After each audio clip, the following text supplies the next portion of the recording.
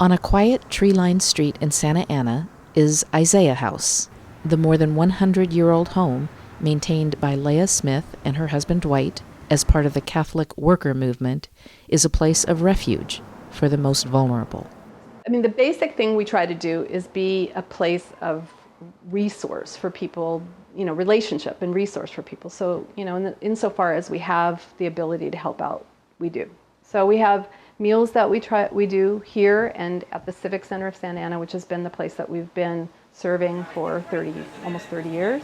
We prepare food here and take it down there 4 times a week. So that's a way to create a location for relationship and to get to know people. And alongside that, we do things like provide a place for people to get their mail. We are offering some folks to come for showers a few days a week. And on Sundays when people come, there's also clothing and toiletries and underwear and socks. Basic stuff that people really, really need and often don't know where to get it. I want people to be having an opportunity to get their feet back under them as a human being. I don't want it to be about whether they can get a job, because some people can't. And I don't want it to be about whether or not they've done some kind of a task, because sometimes it takes a while to make that reality. I want them to get their feet together. I want them to sleep. I want them to eat right. I want them to make friends.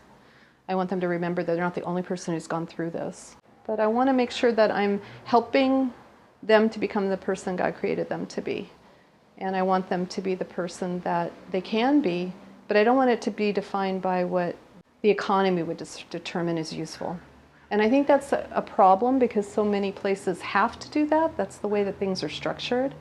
And so a person who comes in need who really doesn't have that option isn't going to be helped. If you don't have money or the ability to work within a certain period of time, you can't stay anymore. And I don't think people want to have to say no to people, but that's what ends up happening.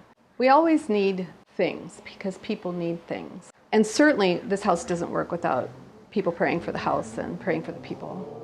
But I think that at the core, one of the things that we need is for people to have open eyes and open hearts.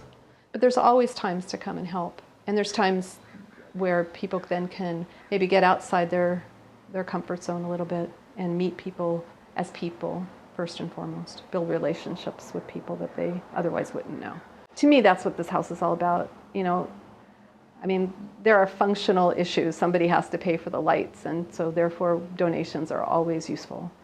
But at the core, we're trying to build a movement of people trying to live in a new way, where people are more important than things, and where relationships are more important than achievements. And I think really that's what it's about.